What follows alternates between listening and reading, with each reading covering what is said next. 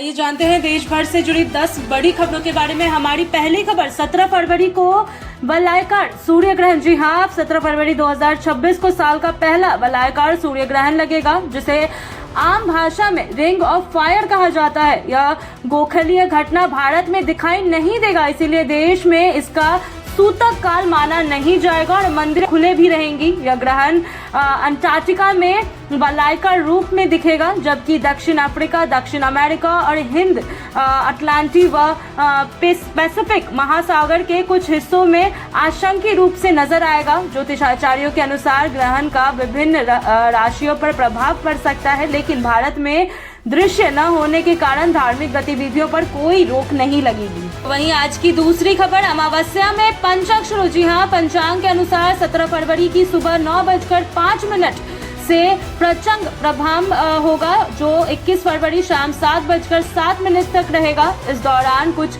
शुभ कार्यों को टालने की सलाह दी गई है। ज्योतिष मान्यताओं के अनुसार पंचांग में घर की छत बनाना, लकड़ी खरीदना या दक्षिण दिशा की यात्रा से बचना चाहिए। तो आगे बढ़ते हैं तीसरी खबर की ओर। मुंबई में पीएम मोदी और मैक्रो की मुलाकात। जी हाँ, 17 फरवरी को प्रधानमंत्री नरेंद्र मोदी मुंबई में फ्रांस के राष्ट्रपति इमैनुअल मैक्रोन से मुलाकात करेंगे। इस दौरे के मद्देनजर वेस्टर्न एक्सप्रेस हाईवे करीब 13 घंटे तक आंशिक रूप से बंद रहेगा और विशेष सुरक्षा एडवाइजरी जारी की गई है।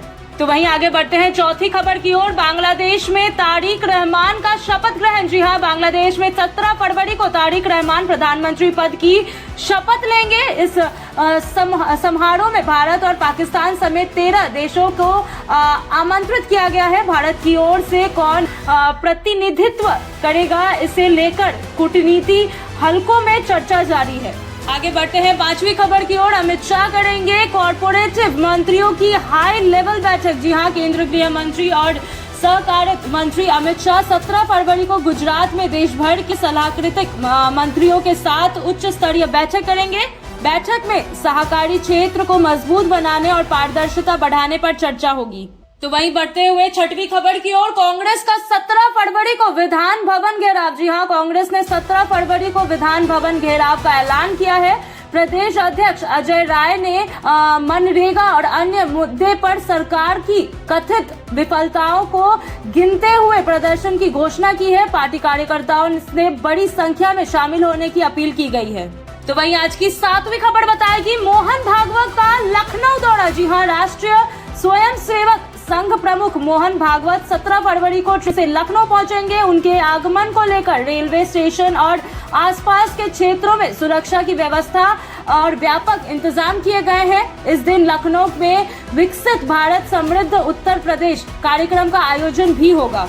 तो वहीं आगे बढ़ते हैं आठवीं खबर की ओर। सीबीएसई बोर्ड परीक्षाएं शुरू। जी हाँ, central board of secondary education की 8वीं और 12वीं बोर्ड परीक्षाएं 17 फरवरी से शुरू हो चुकी है। इस वर्ष 26 देशों के करीब 46 लाख छात्र परीक्षा में शामिल होंगे। बोर्ड ने गाइडलाइंस जारी कर उपस्थिति अनिवार्य बताई है और फर्जी खबरों से सावधान रहने की अपील भी की है।